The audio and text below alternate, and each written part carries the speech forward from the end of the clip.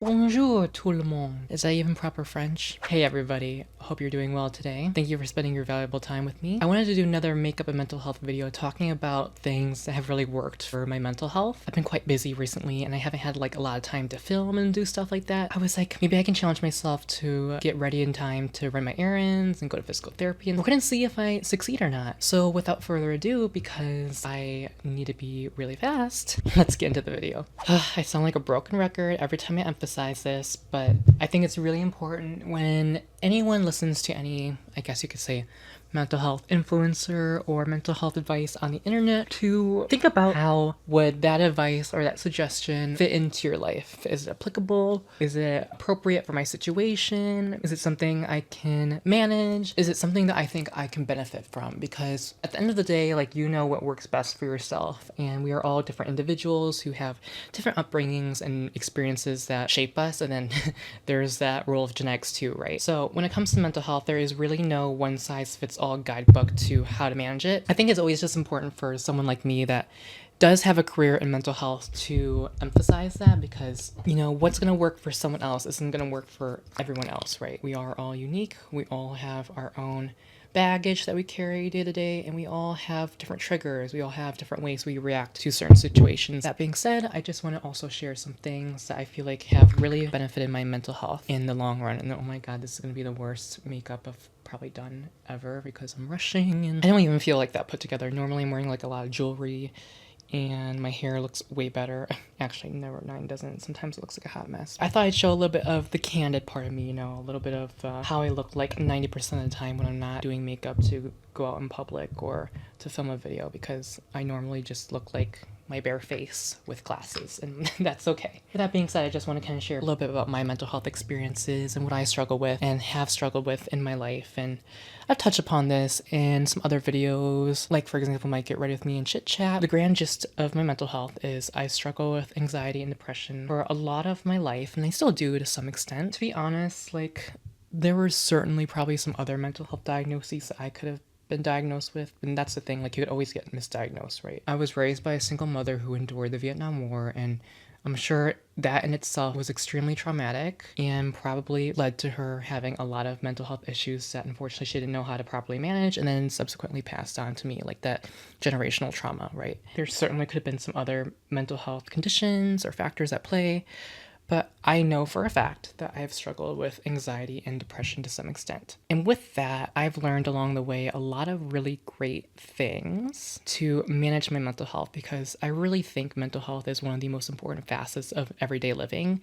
It underlies everything in your life, from your relationships to how you manage yourself, from your behavior, from how you react to certain situations, and also how you take care of your physical health. You know what I'm saying? So that right there just kind of emphasizes how important mental health is, because it really is this underlying foundation to almost every component of your life. So I think it is super duper important for every single person, to be honest. I really think the world could be a better place if everyone took better care of their mental health, and that is why I have such passion for it, and why I'm currently in a career where I help people with mental health struggles, and also furthering my education to become a psychiatric mental health nurse practitioner. So I think the first thing anyone needs to do when they're struggling with their mental health is to prioritize their mental health, because a lot of us, especially for me who grew up in a very traditional Asian household, mental health wasn't really a thing. Like, it was all a matter of me being perceived as crazy and not about actually like something going on, something that you need to go seek out professional help for. It was just a matter of, are you weird and crazy, or are you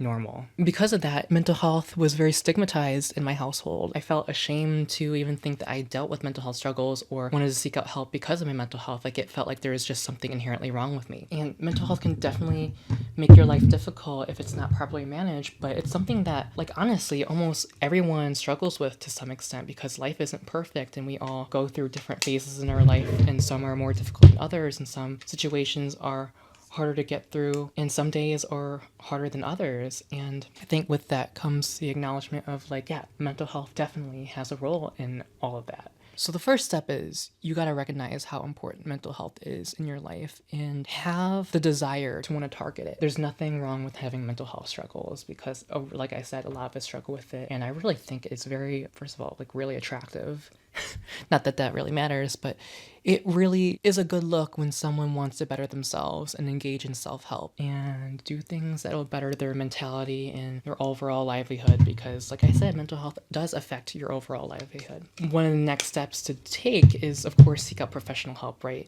And it's not really just me saying like, oh, if you're mentally ill, just go see the doctor or go see a psychiatrist, go see a therapist, a counselor, whatever. There's a lot more to it than just seeing someone, especially if you've had a tough upbringing and your parents didn't have the tools or even the emotional awareness and mental maturity to recognize the importance of mental health and proper conflict resolution, emotional regulation, stuff like that. Like, then there's no way for you to really learn that, because to be honest, no one really taught me it in school. Like, no one really taught me that in school, especially when you're young and you don't have much life experience and the way you behave is mostly shaped by your parents. It really is so important to sometimes get an outside perspective, like professional outside perspective when it comes to that, because these people are specifically trained in dealing with mental health. And, you know, a lot of people who work in mental health too, I'm not saying all of them, but a lot of people who work in mental health have really close ties to mental health and probably have had mental health struggles of their own and understand the difficulties that it can impose on your life. Seeking out professional help from a mental health professional can really make all the difference. They can teach you really great strategies for managing your emotions,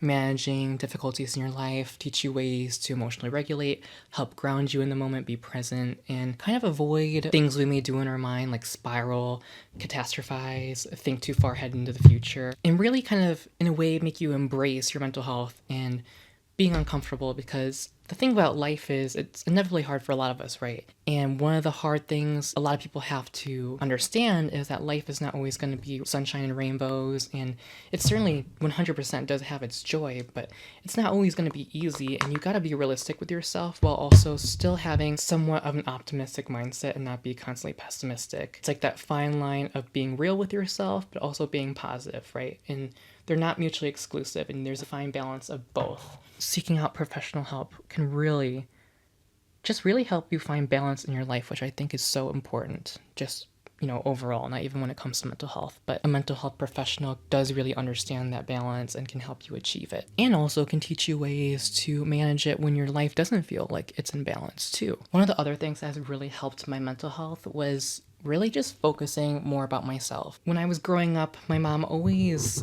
told me to please other people, please my elders, please my peers around me, be a specific way so people don't treat me badly and stuff like that. And a lot of it stemmed from her anxiety and her catching on to the fact that I wasn't quite straight and stuff like that. And as a result, I really lost a lot of my self-identity and understanding to the core like what made me personally happy and what worked best for me. And in my early adulthood, I would say, when I really started doing things for myself and really getting to know myself, that was when my life got a lot better. Like, I always was the type of person who was chasing superficial relationships. I felt like quantity over quality.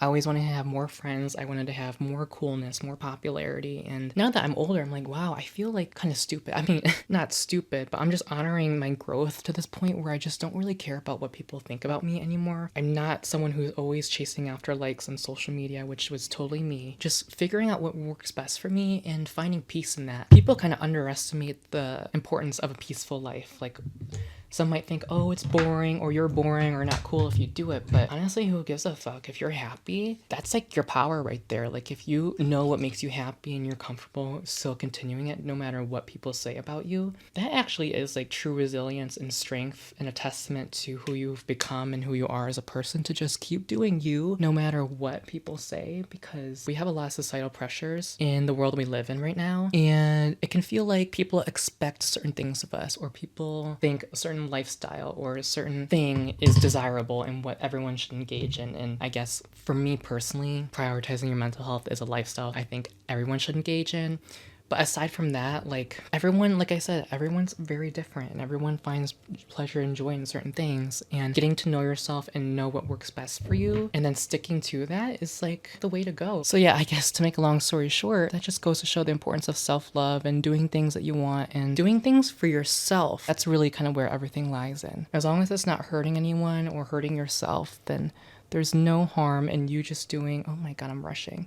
Brows. There's no harm doing what pleases you and stop pleasing others. Connection is important, but when you're not being authentically yourself, you're going to attract not very authentic people or people who are drawn to the more superficial qualities in you. And you're going to lose out on a little bit of that deeper connection, you know? You want to really attract people who appreciate you to your core, not appreciate superficial qualities of you that you may try to convey or display more of to please others. That's just not going to attract the right people into your life. And once I started becoming more authentically myself and living however I wanted to, I met some really, really great and authentic people and have been able to maintain those relationships with these people for a very, very long time. I have this like much more closely knit circle now, and I'm like, couldn't be more happy about it. You don't need a bunch of friends. Really, the only person a lot of people need is themselves, but some social connection is important because humans are social creatures at the end of the day. And having just even a few, 1, 2, or 3 really close friends can really make all the difference and be all you need in your life. With that comes also the importance of like self-reliance, right? And being accountable for yourself and your happiness and making decisions that are beneficial to you. And then let's get into like the more technical sciencey stuff too, because I think I want to talk about that even though it's not fun. I've mentioned this before in my video on how to be happy, but you do want to try to be active and you do want to try to eat healthy and you do want to try to get good quality sleep. And the key word here is try, right? It can be really hard to be consistent because, hey, I still struggle with that. And sometimes there can be barriers to that, like chronic injuries, living in pain, financial barriers. Like there's definitely a lot of things that we got to take into consideration, and it can make it difficult to achieve that. But no matter how you slice it and dice it, all those things are really integral to your mental health. Because, for example, if you're getting really poor quality sleep, like I was like my junior year of high school because I was like cramming for all my exams and tests and AP exams, SATs, ACTs, all that crazy shit that a lot of us had to go through right here in the US. I was not doing well mentally. I had like very impulsive thoughts. My mind would race. It was hard for me to ground myself in the moment. It was really hard for me to emotionally regulate. Things would stress me out even more because unfortunately the science behind when we're not sleeping well and more stressed out is the brain relies more on the amygdala, I believe, instead of the prefrontal cortex for this kind of control. And the amygdala is very involved in the fight or flight response that triggers anxiety attacks or just overall anxiety. It's kind of like that cliche saying of like when you're faced with a bear, what do? Do you fight the bear or do you run away from it? That part of our brain is much more heavily relied on when we don't get enough sleep. And that is just not good for your mental health and feeling better in your life. You really do want to prioritize things that are beneficial for your physical health because there's 100% a connection between your mind and your body. If you're not taking good care of your body, then your mental health is 100% going to suffer eventually because of it. Once you start taking better care of yourself, your mental health often improves a lot. And even just like knowing that you're doing good things for your body and for your health can really make you feel better about yourself, you know what I'm saying? Because I admit when I'm not sleeping good and when I'm like not eating right and I feel like I'm just not doing great things for myself, it makes me feel like I'm not really pouring into myself, and I don't like the feeling of like not fully investing in my own well-being. So you always want to take care of your physical health because that definitely does have a role in your mental health as well. In almost every video I mention this too. Your social support is super important. Yes, it is really important to be self-reliant. Oh my god, I'm like rushing. At the end of the day, the person who's always living in your body is you. The person who feels your thoughts, goes through experiences that you go through is you, if that makes any sense. But ultimately, like, you dictate your life. You have control over your life. Even if you feel like there's a lot of outside voices and external factors at play, like for my example, like my gaslighting mom, who I love, don't get me wrong, but she was very gaslighty, very manipulative, trying to control my life. But at the end of the day, that responsibility of dictating my life always fell into my own hands, and it always will be that way, and it is that way for every single person. So yeah, it is super important that you be self-reliant and really tune into yourself. But humans were designed to be social creatures, and having your social support system outside of your internal validation, like aka yourself, can be really integral. Because sometimes, you know, especially like I said, when you're young and you don't have the best impulse control and you don't have all the tools, either you don't have the tools period, or they're not developed enough to be useful in your life, like the emotional regulation tools and mindfulness tools like meditation, deep breathing, stuff like that. It can be really easy to kind of get lost in your own thoughts and not see clearly. And having like your external support system, whether it be parents, friends, family, counselors, therapists, engaging with your social support system can be really beneficial and make all the difference. Yes, logic and rationality are really important in managing your mental health because sometimes when we get worked up, we don't see clearly and we don't think clearly. It's actually so much easier said than done when you're in the moment and you're kind of like breaking down or getting anxious and spiraling, and it's not feasible for you to think like that. So to have other people in your life that can help ground you, help you see clearly, also like push the limits of your thinking, like make you think outside of the box, can be super beneficial and make all the difference. I feel like having people to lean on in my life has really helped me a lot. And it just makes you feel less isolated in your struggles, and being able to just vent to someone can really help you a lot too. This is like the quickest video I've ever done. Apologies if this feels very scattered. This has just been a very busy week for me and I want to be more consistent with my scheduling, but I'm an adult now, I'm not a kid like I used to be, so I got a lot of things on my plate and things I gotta do. They're like just simply not fun, but I'm trying my best.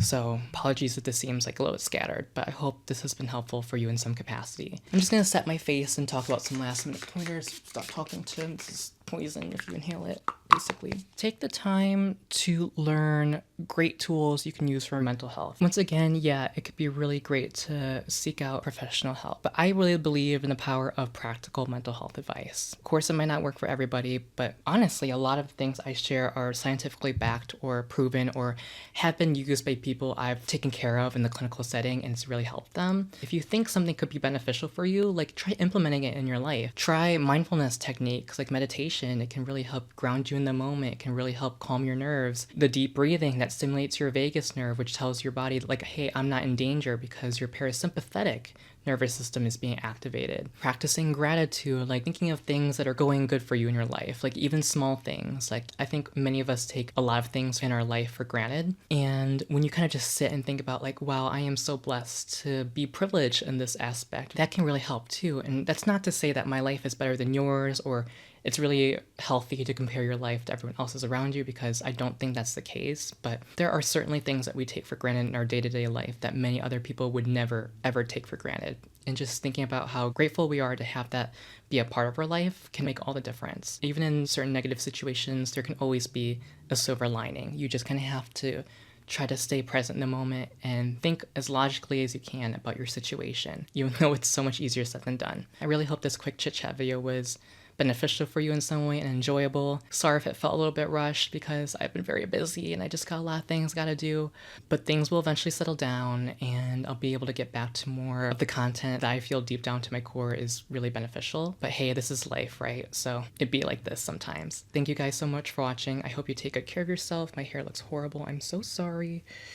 Not that anyone cares that much, my hair always looks terrible, but I wish you the best in all your endeavors, and you truly deserve peace and happiness, and the more you prioritize your mental health, the more emotionally resilient you become and stronger you are as a person. I appreciate all of your guys' support, no matter how big or small, and I say that all the time, but I really do mean it, and I am truly grateful for it. And with that being said, please take care of yourselves, be safe, be happy, and I'll see you in the next one.